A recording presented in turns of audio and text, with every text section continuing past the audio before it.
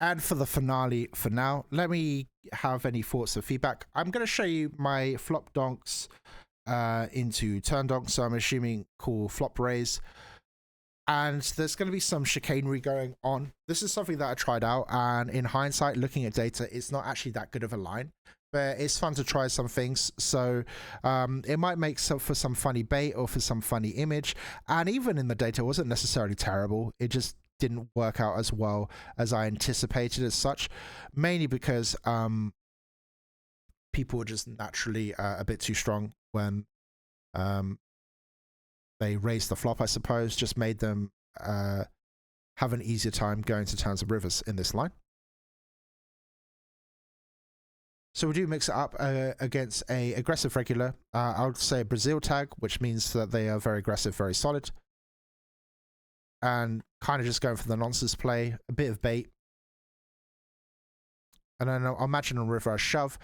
And I imagine they're going to hero call maybe some 10x, maybe something like ace jack of clubs, pocket pairs here. So this seems like a reasonable go down. Yep, there we go. Close enough. King jack of clubs. And we got all the money. Whereas if we just let him standardize triple, maybe he only puts a third or a half of his stack in, because I don't imagine he hero calls the river check jam, which I would have done on a standardized triple. Although he might well have done. I imagine a line like this is going to make him, on average, put more money in. I was toying with this, putting this into the lead instead of check raise, although I think it's higher EV and check raise. And it might even be higher EV as check call, flop, c-bet, donk turn. So there is that as well. But I was doing this funny line where I would bet, call, bet. And it was working fine. And in hindsight now, it wasn't necessarily the highest EV play. Any suited flat is fine here, big blind versus button, if you know what you're doing. Especially against someone who's opening too wide.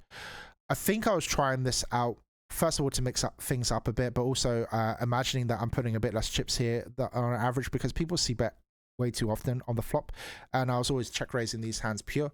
So I imagine that leading was a way to balance this out a little bit. I think I probably should have tripled here with a shove. Might have worked out, especially with these bad blockers, but obviously blocking flush draws that would auto fold is probably a bad idea. Again, similar concept, I suppose, although obviously a little bit goofy.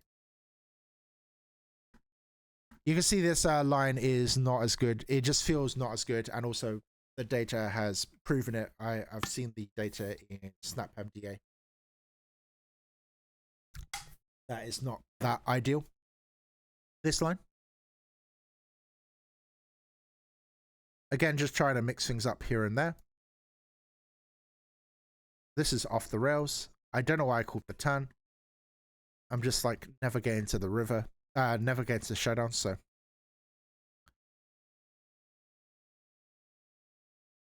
Once again, I imagine this is better than just check raising ourselves. But we end ourselves in an awkward spot like this. And I have no idea what the hell happened here. But this is part of the reason why this line isn't that good. And it just goes to show that sometimes things you experiment with doesn't work out that well, and that's fine. It's not like anyone died or anything. And realistically, now we can conclude that you either just take like a linear check raise type strategy, or you just have leads in other spots, say turns and rivers, where it does work a lot better.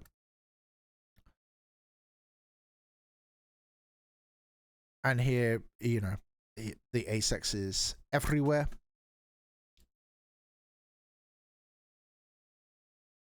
We're obviously just getting ourselves into a lot of trouble by taking this line. It is quite chaotic, really. This is a fold pre, especially multi-way. We're just going to under-realize, so there's no reason to take this other than messing around. Oh, I have been called. I imagine you have to call this down. Unlucky. And yeah, this is part of the reason why you don't do stupid lines like this. This is a fold pre, for sure. And yeah, we got the lead through this time, at the very least. 5 more hands. Bet, call, bet. I don't like calling off here. Yeah, I imagine it's no bueno.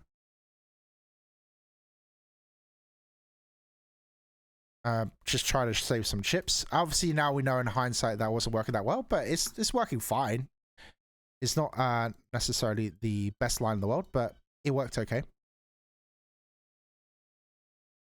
Let me know your thoughts about these goofy lines. If there's anything you want me to look up and talk about, just let me know. This is more kind of like a send-off for this little mini-series, so to speak. I wonder what happens here. Do I hear a call-off? Oh, he had 10-4. No switching sides. Feels something wrong. So he had absolutely nothing, but he had good blockers, good removal. So I do like his line. And it just goes to show, right, people are definitely playing this line a bit better than other lines, even if it's by accident. I'd say fold this pre, although we could technically flat range against a weaker opponent, especially if we're going to meme around. But we're seeing this line isn't really that effective. Right. Thank you very much for watching all of this, and thank you for your time. Do let me know if there's anything you want me to cover and look up on, any feedback you want to give. I just want to go through a lot of different lines and run down my thought processes and ways that you can approach the game, because that's a way to breed creativity. And frankly, in this environment where games are becoming more botted and there might be possible cheating, especially in the near future using AI and things like that, we do really need to buckle down and talk strat and, you know, really just talk shop and ways to counteract this. And some of the best ways to do it is just going to be playing really weird, because if it trips up humans, it's definitely going to trip up artificial entities. Take care, go in peace, and see you guys soon. Night night. Don't look in the sun.